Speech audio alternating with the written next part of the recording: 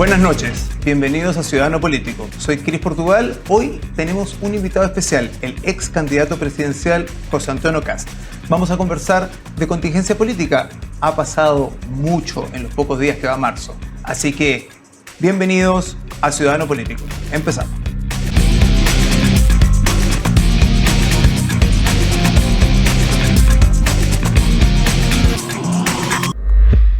¿Cómo estás, José Antonio? Bienvenido, gracias por estar acá. Gracias a ti, estoy muy bien, en un momento increíble de nuestro movimiento político y también pasando por una etapa ya en la vida donde uno ve a los hijos más grandes, ve a los nietos, así que estoy bien contento. Oye, José Antonio, hablando de familia, tú estás casado ya 32 años, ¿estoy bien? Con la Piedra Sola. A punto de cumplir los 32. 32 años con la Piedra Sola. Y tienes 9 hijos.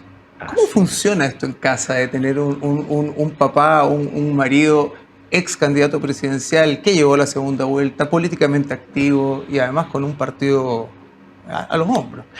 Mira, hoy día es más fácil porque ya hay varios que están fuera de la casa, estudiando afuera, casados, trabajando. Las familias se disminuye muy rápido, crece los fines de semana, la casa como un acordeón, se achica en la semana y se agranda los fines de semana. Pero con la Pía siempre tuvimos, primero, una muy buena relación los dos, eso ayuda porque tienes unidad de criterio, no es esto, oye, pero es que la mamá dijo otra cosa, el papá dijo otra cosa, entonces en eso teníamos sintonía y siempre muy colaboradores todos. Yo creo que una de las características de la casa es que todos ayudan y eso facilita bastante el día a día, las cosas más sencillas, el turno de lavado en las noches. Hay una máquina a lavar que es como una pieza de museo. En la hora de plato, porque ya se hizo tal costumbre que los mismos niños lo pasan bien. Yo la mayoría de las veces seco, me carga lavar, pero ponen buena música, estos parlantitos con Bluetooth hoy día están en todas partes, entonces hay buena música, hay un diálogo entretenido, peleas también. ¿Llegaron los nietos a la casa? Sí, pues ya tenemos 3 y también es algo distinto. Es bonito ver cómo se va transmitiendo la vida, cómo estas personitas van creciendo, ¿no? Es bonito. A través de los videos de tus redes sociales y la de tus hijos vemos, se ve que son una familia unida. Conversan las cosas, los temas políticos, lo que va pasando. Papá, vas a ser candidato de nuevo. ¿Se conversa esto en casa? Mira, empezamos a conversar más a partir del año 2017, cuando yo acepté el primer desafío, aceptamos porque fue un desafío familiar, y la Pía me dijo, tenemos que decirle a cada uno de los hijos que vas a ser candidato presidencial, porque nadie se imaginaba que yo pudiera ser candidato presidencial, ni en la casa, así que ahí yo te diría que empezamos un diálogo más fluido en el tema político, y después ya se fue dando, y sí, hoy día los hijos son grandes, los almuerzos se prolongan bastante más después de que termina la conversación, tenemos un buen diálogo familiar, con altos y bajos. Claro, cuando uno está en campaña hay menos posibilidades, pero en general tenemos un buen diálogo con la Pía y un buen diálogo cada uno con los hijos y también en conjunto. ¿La Pía es tu partner? ¿Siempre te ha apañado en esto Siempre. Sí, siempre. Yo prometí cuando egresé de la carrera de Derecho que me iba a retirar de los temas públicos, porque yo participaba muy activamente en la universidad y cumplí mi palabra como por 3 años. Eso te iba a preguntar. ¿Por qué? Y me dediqué a trabajar en áreas jurídicas y comerciales, pero llegó un minuto que le dije a la Pía, mira, lo mío, más que hacer escritura, más que trabajar en un emprendimiento, es lo público, es lo social, es lo político, así que pedí permiso y me postulé de candidato a alcalde por la comuna de Huin. Ese fue mi primer desafío político importante y perdí. Y ahí tuve un aprendizaje muy importante, porque yo estaba seguro que iba a ganar. Y la Pía siempre me decía, mira, pero fuiste concejal ahí. Quedé de concejal, claro, porque en esa época todos competían para alcalde, y el que no salía electo y sacaba buena votación quedaba de concejal. Yo quedé concejal primera mayoría, me tocaba hacer de alcalde protocolar cuando no estaba el alcalde titular en las ceremonias públicas, nada más. Pero ahí aprendí que uno se puede esforzar mucho en temas políticos, pero no depende de uno todo. Y eso la Pía me lo decía muchas veces. Bueno, y fue así, pues yo me esforcé increíble, me la jugué por entero y no salí electo, y ahí me di cuenta de que la última milla se la tienes que entregar a Dios. Tienes que decir, si está dentro de tus planes, que salir electo, bien. Uno se tiene que esforzar mucho, pero tener claridad de que hay momentos en que no le toca a uno. No, después fuiste 4 veces diputado. Después tenía un premio mayor, porque permanecí los 4 años concejal, ejercí como concejal los 4 años, en paralelo a mi trabajo de abogado, y después me postulé, un año después de terminar mi rol de concejal, a candidato a diputado por el distrito 30, que era ese distrito que formaba San Bernardo, Caratango, Huin y Paine, y salí electo con la primera mayoría distrital, y una muy buena votación. Y fueron después 16 años de diputado, 12 en ese distrito. Después quise ser candidato a senador, me trasladé al sur, no resultó, y fui candidato a diputado por La Reina y Peñalolén. Y ahí salí con una diferencia de voto mínima, pero salí electo, ejercí como diputado, y después, bueno, vino todo el desafío presidencial. ¿Y la idea de ser candidato presidencial estuvo siempre ahí? ¿Estuvo siempre la semillita? ¿O No. hubo algo que gatilló esto? No, se gatilló cuando la UDI eligió a Sebastián Piñera la primera vez de candidato sin un debate interno real. Y ahí yo le dije a mi amigo, oye, nosotros deberíamos tener un candidato propio y hacer una primaria, porque ya habíamos apoyado en su momento a Joaquín Lavín y nos había ido muy bien. Y me dijo, no, pues que no tenemos. Entonces yo en broma, estando sentado en el hemiciclo, le digo, ¿y si me tiro yo? Por la UDI, me dijo, ni una posibilidad.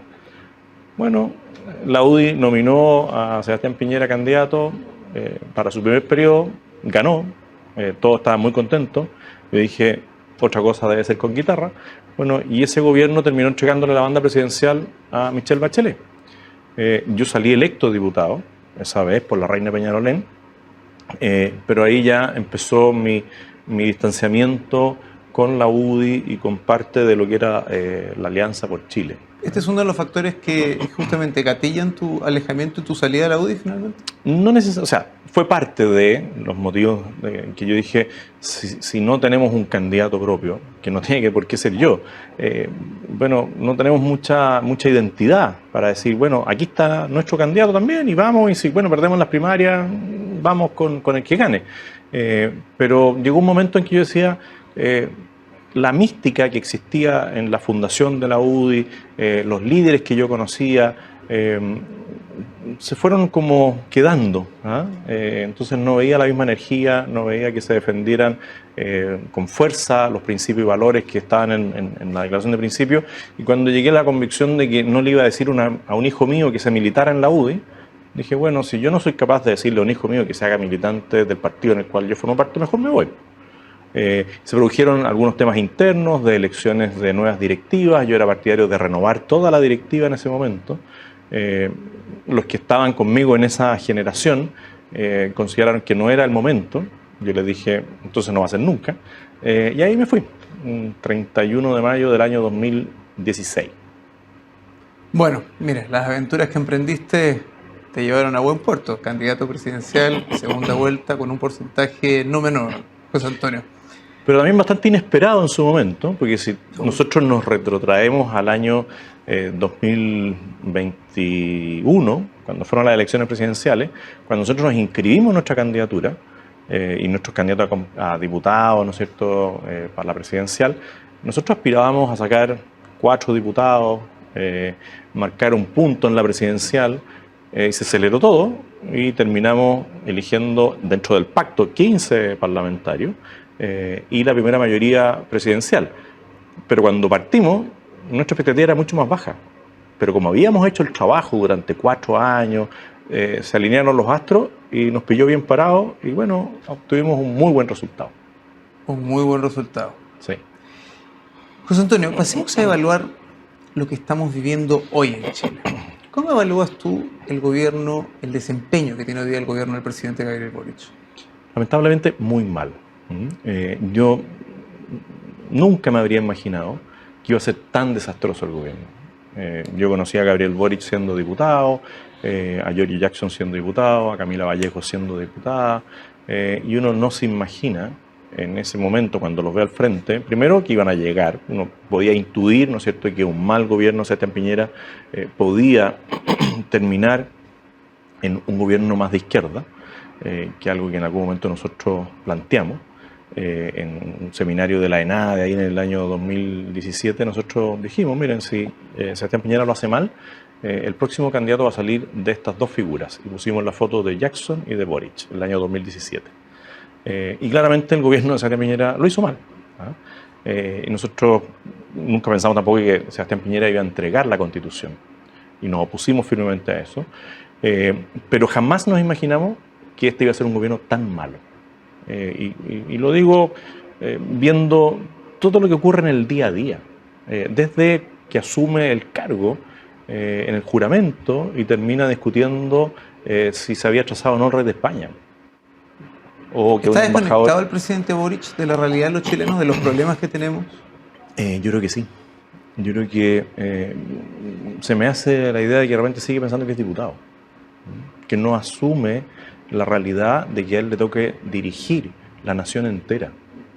Y que cuando él dice estoy leyendo poesía, es estar desconectado de las personas que sufren con la delincuencia. Después se conecta.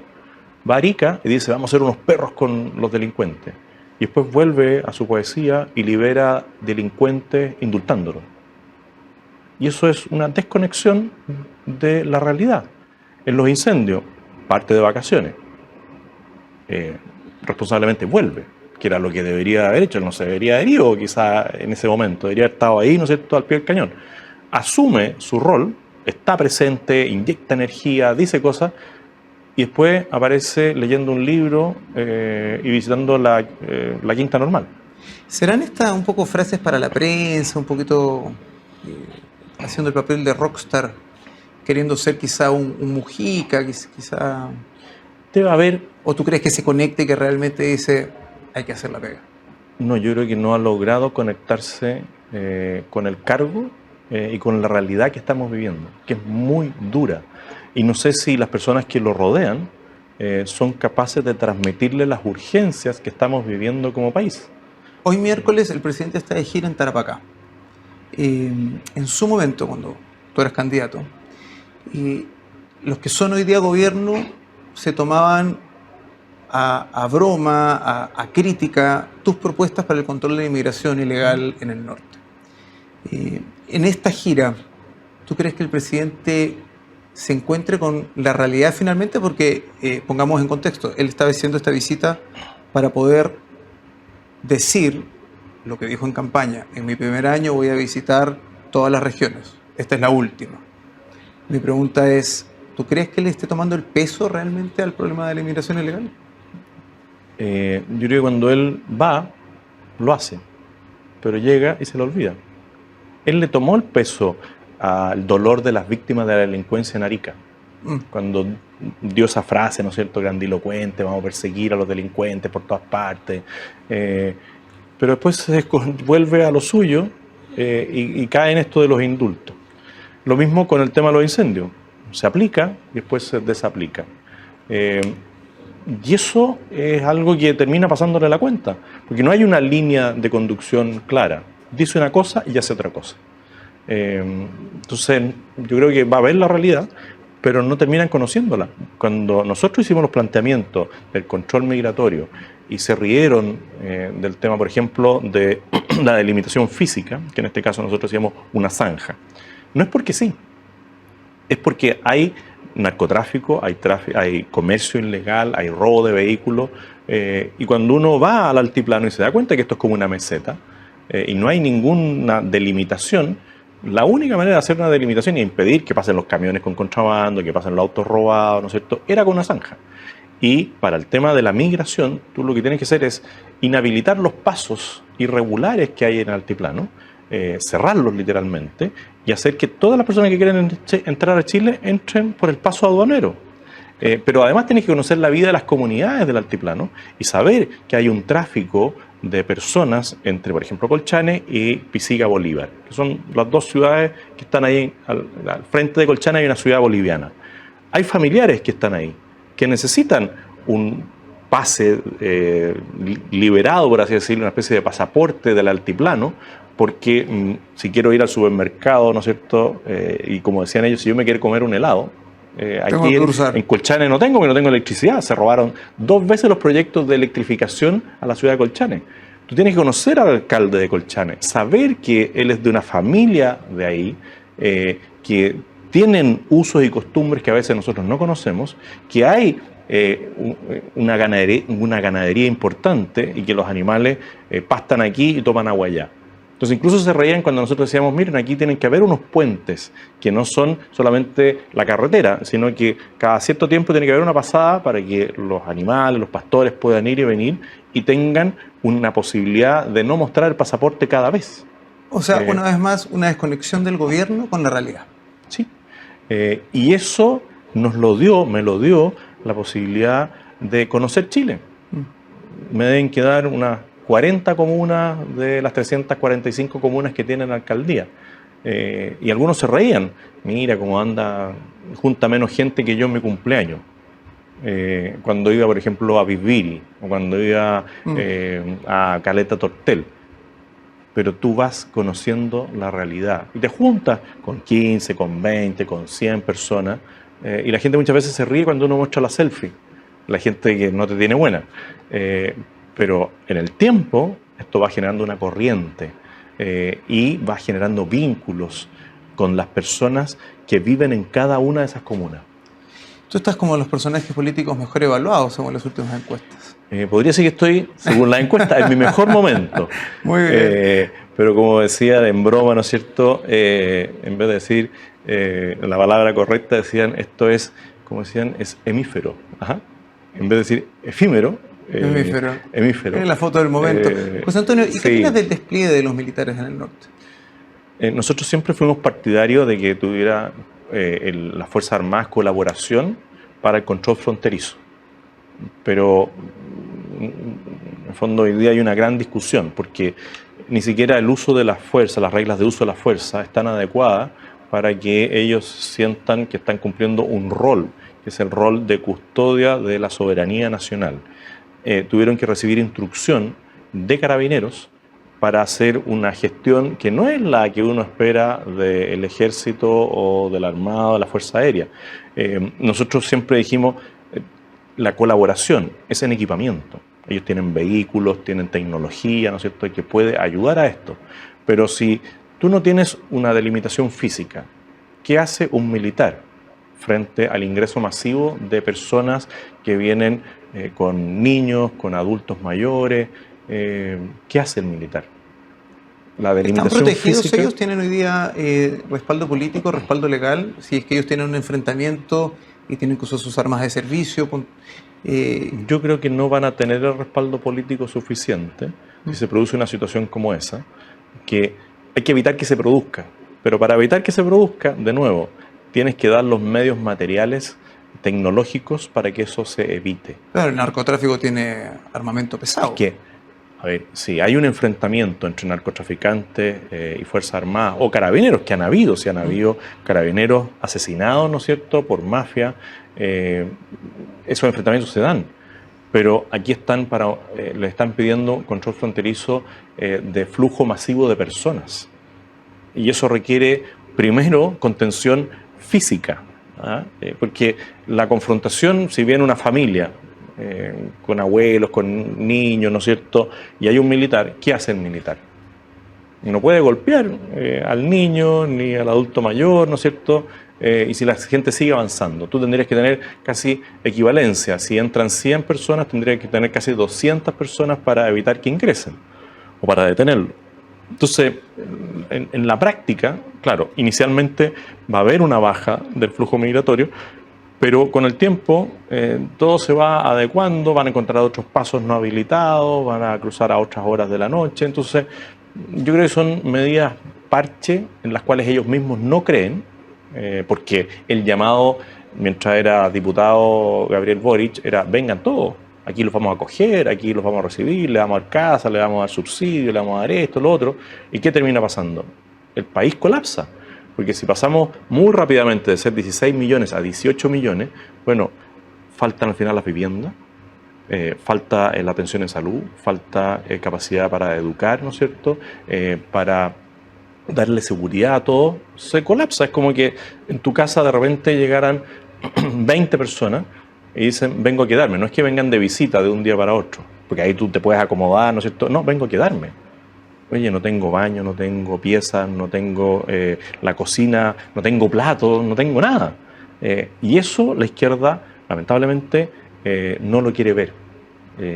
Y además hace llamado así, vengan porque aquí los vamos a recibir con los brazos abiertos. Bueno, sin duda un tema que además alimenta la sensación de inseguridad y la delincuencia que estamos todos viviendo, que esto lamentablemente todos sabemos que ingresa un poco por el norte. Es un tema que me gustaría tocar contigo al regreso a la pausa. ¿Sí? Estamos en Ciudadano Político con el ex candidato presidencial José Antonio Kast. Vamos a una pausa y volvemos. ¿Sabías que Grupo Patio trabaja día a día con un propósito claro? Unir personas y enriquecer más sus vidas. Descubre mucho más en patio.cl. Estamos de regreso junto al ex candidato presidencial José Antonio Kast. José Antonio, vamos a contingencia. El gobierno nos da que hablar día a día. Hace crisis, hace agua, como bien dice el dicho, y son autogoles no forzados. Hoy vimos una derrota emblemática para el gobierno. La Cámara de Diputados ni siquiera admitió a trámite la reforma tributaria, que es una reforma emblemática del gobierno, y esto, en un pequeño paréntesis, gatillado por una pelea del ministro de Educación con una diputada el día de ayer, y a lo que todos dicen, ahí se perdieron el par de votos que les hicieron falta. ¿Cómo ves tú que va a avanzar este tema del gobierno? Bueno, primero decir que es una gran noticia para Chile, una mala noticia para el gobierno, pero es una muy buena noticia para Chile que no se expropien los ahorros de los chilenos. Si al final estas alzas de impuestos lo que hacen es ir en la línea contraria, nosotros necesitamos más inversión, necesitamos más certeza jurídica y claramente el ministro Marcel se compró el discurso ideológico y eso iba a dinamitar lo poco que quedaba de posibilidad de crecer como país. Chile tuvo una gran noticia el 4 de septiembre cuando 8 millones de personas le dijeron que no a un proyecto de constitución absolutamente ideológico, expropiatorio, refundacional, y hoy día ha tenido una buena noticia para Chile que se haya rechazado esta reforma tributaria. Que se haya gatillado por lo de ayer, sí, en parte, pero también tiendo a pensar de que hay algunos parlamentarios que se dieron cuenta de lo grave que era esta reforma tributaria para la nación. Así que el gobierno como que no conecta de nuevo. Vemos en otros países como frente a estas crisis se da certeza jurídica, se bajan los impuestos y se hace lo que se tiene que hacer, que es achicar el tamaño del Estado y sacar a todos los apitutados, a todos los parientes. El mismo presidente en eso ha faltado su palabra. Él dijo, nadie va a ganar más que el presidente de la República, en varios casos. Y no van a haber pitutos. No van a haber pitutos, y ahí tenemos todos los embajadores apitutados. Es una vergüenza internacional lo que ha pasado. O sea, cuando hablamos de la embajadora en Argentina, cuando hablamos del embajador en Brasil, cuando hablamos del embajador en España, la embajadora en México, la gente dice, pero ¿y lo de los pitutos? Cuando vemos las expresiones de la canciller respecto de colaboradores de ella dentro del ministerio, respecto de autoridades extranjeras en Chile, como un embajador. A mí no me cae bien el embajador argentino, pero jamás diría que es una persona que tiene problemas. Cuando le tratan de endosar una política pública mal llevada por varios gobiernos al gobierno anterior, bueno, es una vergüenza. Yendo a lo de los ministros, la canciller Urrejola ha estado en medio de hartas tormentas últimamente. ¿Para ti debería haber un cambio de ministro inminente mañana, pasado? Yo creo que no tiene alternativa. Él dice, el presidente dijo, a mí no me gustan los partidos políticos, y están los partidos políticos repartiéndose los cargos, así que es una cosa bastante vergonzosa. Pero yo creo que no tiene alternativa. O sea, lo del ministro de Educación es inaceptable. y el presidente le pidió la renuncia ayer. Y él, por dignidad, debiera haber renunciado ayer. Lo que hizo fue alargarle el daño al gobierno. Y de todas maneras, tiene que salir. Un gobierno que se declara feminista, defensores de la mujer, los derechos de la mujer, y su ministro de Educación, o sea, no nada más cualquier ministro, el ministro de Educación, insulta y agrede verbalmente a una diputada que termina en la enfermería del Congreso, es para que él mismo hubiese dicho: me equivoqué, me voy. Además, su partido congeló relaciones con el gobierno, bueno, que además le pasó el ministro está en el cargo. La cuenta con esos votos que tú dices hoy día. La canciller Urrejola es una vergüenza internacional, pero una vergüenza, teniendo personas que podrían perfectamente asumir en el cargo. Entonces tú dices, lo del ministro Jackson. El ministro Jackson le ha hecho daño al gobierno de Gabriel Boric. ¿Qué opinas tú de su gestión y de él como persona, además? El ministro Jackson. De su persona no opino porque no lo conozco tanto. Sé su labor parlamentaria, que discrepamos en casi todo. ¿Te tocó convivir con él en el Parlamento? Mucho. En la Comisión de Educación, ellos llegaron, Gabriel Boric, Camila Vallejo, Carol Cariola y George Jackson, después de la Revolución Pingüina. Su desafío era mejorar la calidad de la educación. Y mira cómo la tienen, destruida. Y ni siquiera son capaces de reconocer que las cosas están mal. Porque dicen, no, esto no es culpa nuestra. Entonces, de su gestión tengo la peor opinión. Y por algo tuvo que dejar el cargo de ministro que relacionaba, ¿no es cierto?, al gobierno con el Parlamento, y lo mandaron a un ministerio donde claramente no es el adecuado. Si él es un político hecho y derecho y está en un lugar de atención de problemas sociales. De gestión. De gestión. No la tiene. Y no tiene el vínculo con el tema social tampoco. Además, es un ministerio muy importante que maneja mucho dinero que debe ser ejecutado por el bien de los chilenos. Y además, cuando nosotros lo acusamos constitucionalmente, mostramos que no se había ejecutado el presupuesto en aquellas áreas más sensibles, como el tema de la niñez. Aparte de toda la discusión, ¿no es cierto?, de haber obligado a una Seremi, a una delegada presidencial, o sea, una Seremi, perdón, a votar de una manera distinta a la que quería. Bueno, una vergüenza completa. Y alargaron la agonía de una persona que no es la adecuada para el cargo. No me estoy refiriendo a la persona como sí, sino al funcionario público, al ministro de gobierno que no hace bien su labor.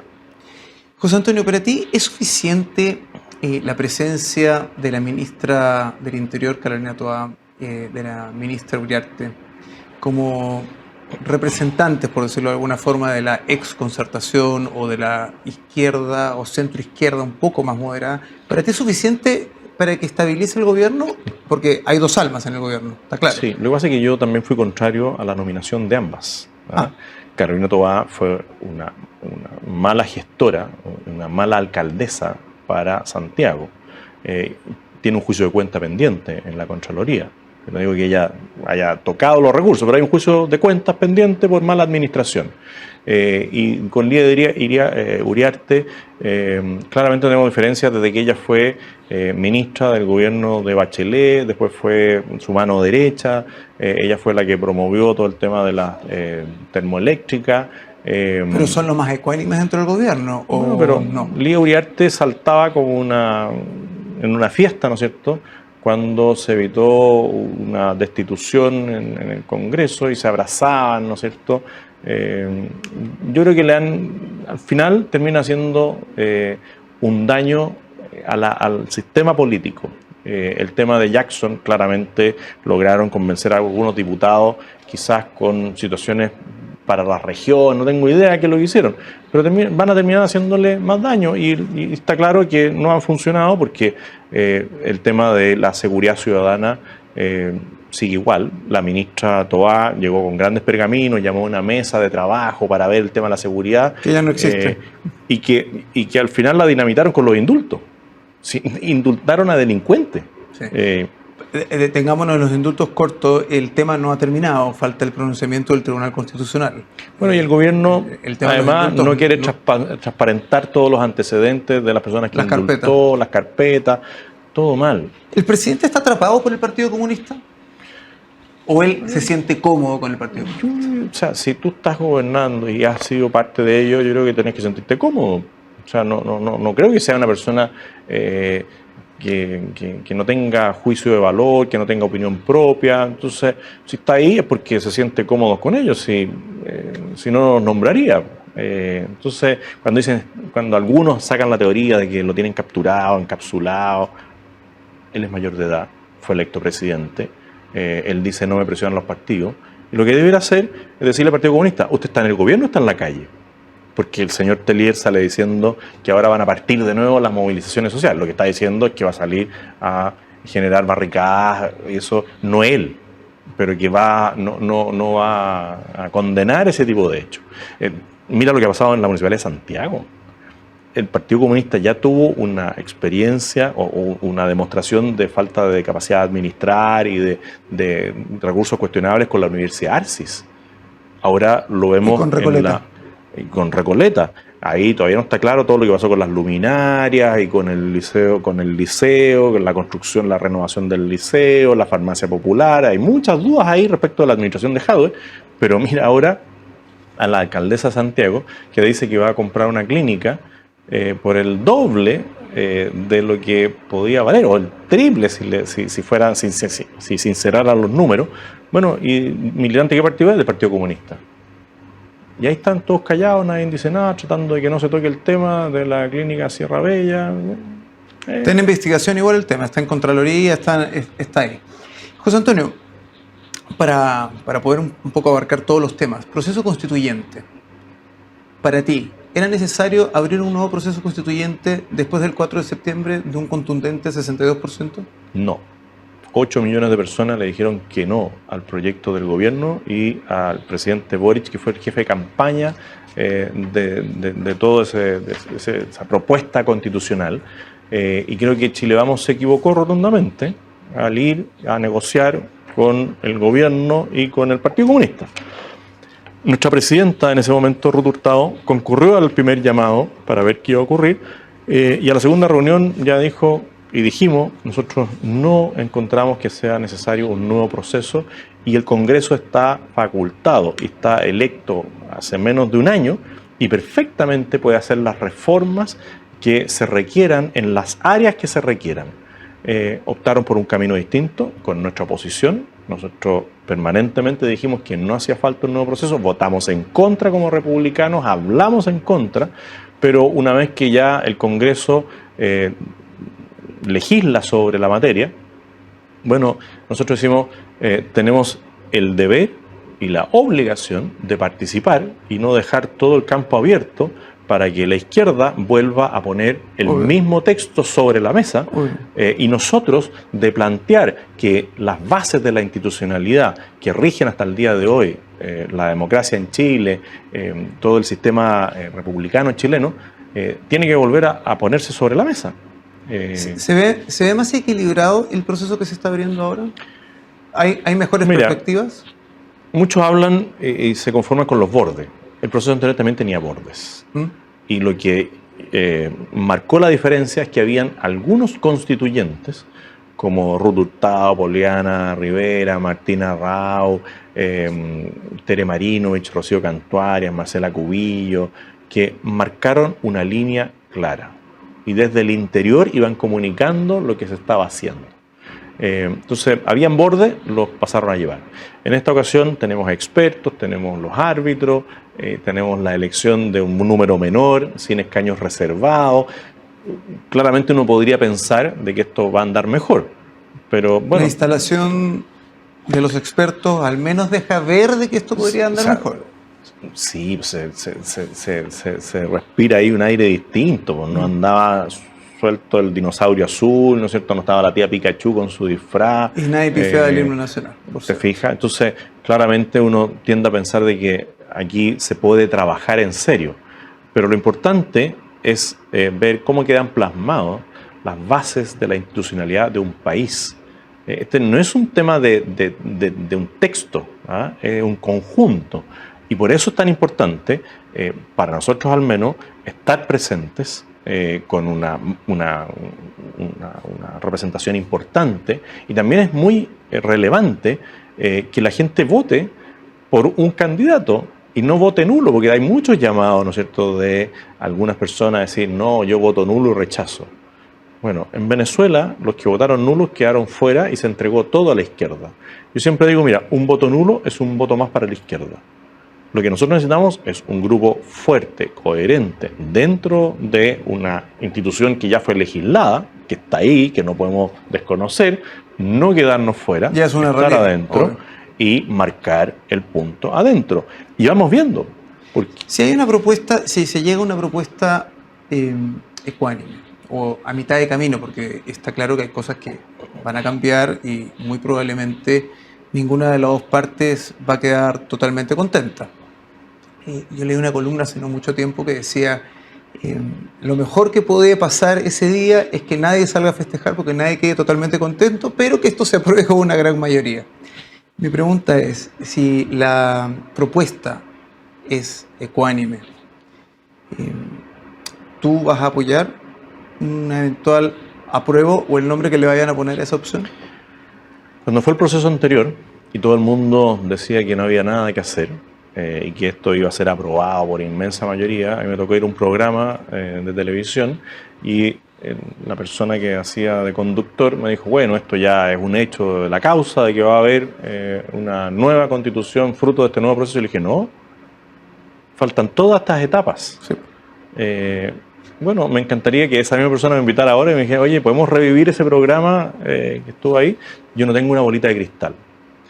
Yo, más que preocuparme de lo que va a pasar el 17 de diciembre, estoy ocupado en el 7 de mayo. Entonces, cuando me dicen, oiga, pero ¿quiénes van a ser electos? ¿Quiénes van a ser electos? Esa es la ocupación que tenemos hoy día. Y mientras más candidatos de nuestro partido republicano salgan electos, para mí, mejor.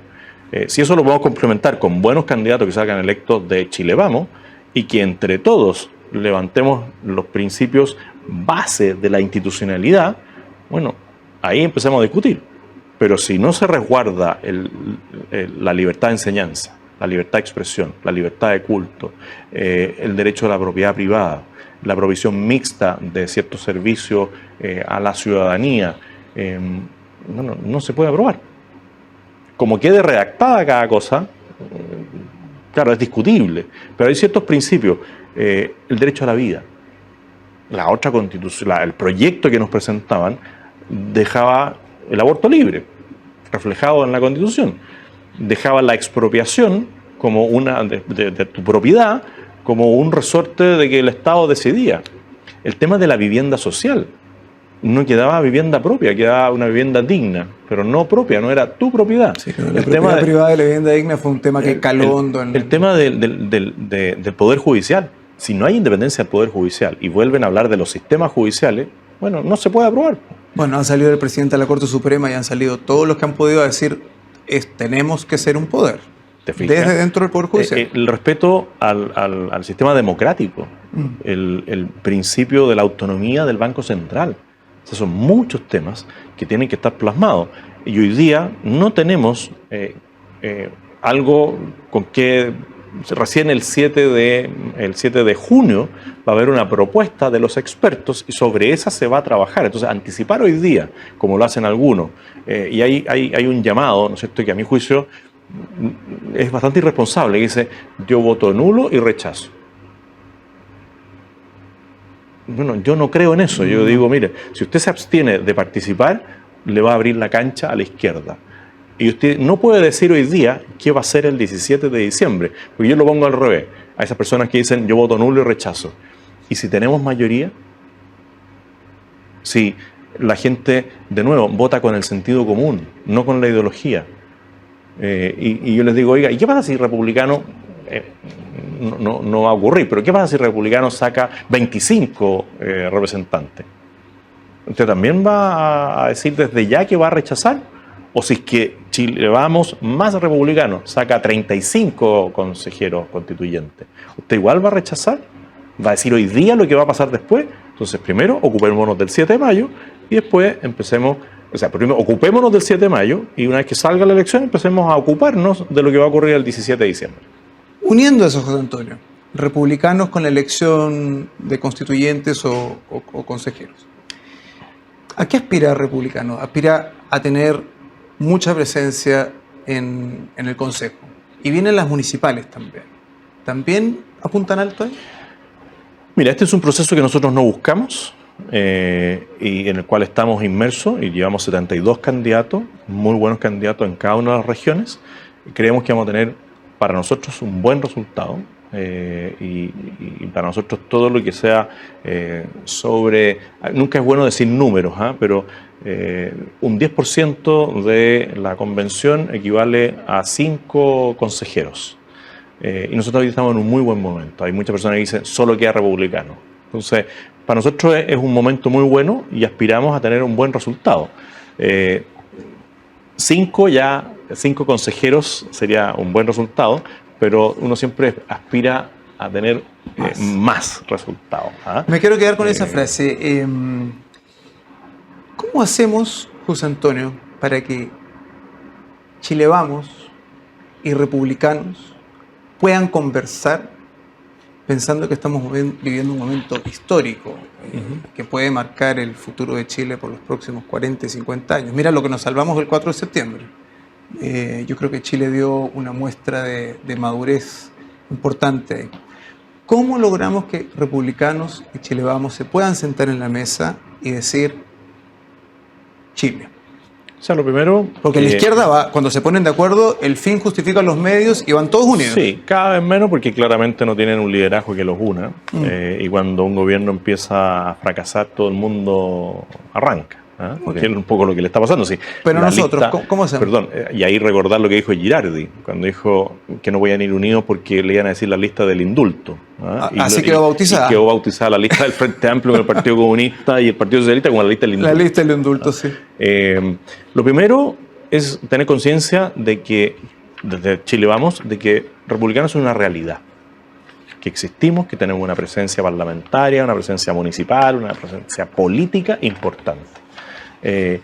Y lo segundo, diría yo, no ser llamados por los medios, o sea, endosarle la responsabilidad a alguien. O sea, cuando yo escuchaba, decía, no, esto que no vamos a una lista única es culpa de republicanos. No, sí, en el fondo, para esta elección, yo creo que finalmente va a terminar siendo positivo, igual que para la elección parlamentaria, que tuviéramos 2 listas. Cuando nosotros presentamos las 2 listas al Parlamento, muchos decían, esto se acabó, porque traían toda la lógica de la constituyente, de los gobernadores, de los alcaldes, y nosotros dijimos, necesitamos esa competencia sana para tener más candidatos en terreno y que haya más posibilidades para las personas de elegir. Y creemos que ahora va a pasar algo parecido, que estas 2 listas, más que perjudicar, van a terminar beneficiando el resultado para un sector político. Y para lo que viene, las municipales son muy relevantes porque son la previa a la parlamentaria y a la presidencial.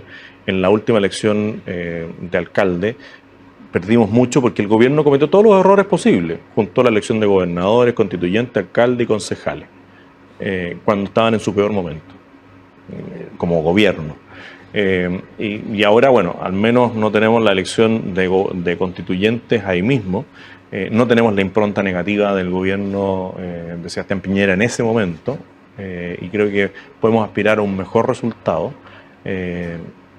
si hacemos las cosas bien. Y hacer las cosas bien no es decir, esto es mío, sino que elegir a los mejores para ese cargo. Y nosotros siempre vamos a estar bien dispuestos a decir, aquí hay una posibilidad de elegir al mejor candidato para esta comuna. Y si eso se da, bueno, vamos a tener un muy buen resultado. Pero eso requiere también una mirada de mediano y largo plazo, y no esa mirada pequeña de que yo mantengo lo que tengo y no quiero que me quiten mi sillón. Y eso yo lo he visto mucho en algunos líderes políticos. Hay una gran responsabilidad de ustedes, los líderes políticos, para que esto se solucione, y esperamos. Estuve con la Cayetana Álvarez de Toledo en Madrid hace muy poco, y ella lo nombró como una primavera adolescente lo que estaba pasando, y ojalá que quede así, refiriéndose al gobierno actual y lo que estamos viviendo. Y ustedes, los líderes, esperamos se puedan poner de acuerdo para que nos den un poquito de estabilidad a largo plazo. Necesitamos los ciudadanos políticos estar con un poco de tranquilidad en el alma. Nosotros, como movimiento republicano, estamos haciendo la pega. Nosotros estamos pensando en la próxima generación y no en la próxima elección. Nosotros pasamos por la elección presidencial y no iniciamos esta discusión de quién era el líder de la derecha. Los líderes no se designan, se van generando en el tiempo. Y nosotros el llamado que le hacemos a los otros líderes políticos es a que recorran Chile, que conozcan la realidad, que se empapen y que no se atrincheren en sus cargos. Nosotros estamos haciendo una pega de mediano y largo plazo, desde el mundo de la sociedad civil, desde el partido político. El año pasado participamos, hicimos cursos de formación en Academia Republicana donde participaron más de 4.000 personas. Hicimos un trabajo territorial con los diálogos de AR a lo largo de todo Chile. Nosotros seguimos haciendo ese trabajo permanente en el tiempo sin fijarnos en la próxima elección. Nosotros no queríamos esta elección de ahora y creo que nos va a ir bien porque hemos hecho un trabajo permanente en el tiempo que a mi juicio va a rendir fruto en esta elección que no esperábamos. La próxima elección la empezamos a trabajar hoy día. Nosotros hoy día ya estamos pensando en la elección municipal, en la elección de gobernadores. No por el tema de los cargos, sino por el bien que le hace a Chile que estén las ideas de la libertad, del respeto a la democracia. Y el Partido Comunista no cree en eso. Todavía no dicen nada del dictador Ortega en Nicaragua. ¿Les cuesta condenar? Ven las cosas solo con el ojo izquierdo. Así es, José Antonio. José Antonio, nos acercamos al cierre del programa. ¿Vamos a verte como candidato presidencial? Uy, a mí me encantaría. Ajá. ¿De qué depende? De muchas cosas, de que esté bien, de que tenga buena salud, de que la familia me acompañe, de que siga teniendo adhesión ciudadana. Hoy día estoy en un buen momento político. Y no solamente lo dice en la encuesta, me pasa en la calle, con la gente que me saluda, que se quiere sacar fotos, que quiere compartir. Pero eso puede ser pasajero. Entonces, yo sigo haciendo la pega permanentemente, ahora parto de gira por Chile de nuevo. Sigo haciendo la pega. Si las cosas se dan, a mí me encantaría. Pero no se me va la vida en una elección. Bien, José Antonio. Nos quedaron muchos temas en el tintero. Vas a tener que prometerme volver a visitarnos en Ciudadano Político. ¿Cómo no? ¿Ah? Muy bien. Muchas gracias por habernos acompañado hoy día, José Antonio. Muchas gracias a ti. Felicitaciones por este programa que permite conversar. Es la idea. Tolerancia, conversar y pensar un poco afuera de la caja y por el bien de todos los chilenos. Así que muchas gracias por haber estado acá y haber compartido. Gracias. Buenas noches, gracias por habernos acompañado en Ciudadano Político. Hoy estuvimos junto al ex candidato presidencial José Antonio Kast. No se olviden de vernos todos los miércoles a las 10 de la noche a través del canal 182 en Sapin TV y a través de Agricultura TV. Nos vemos, muchas gracias.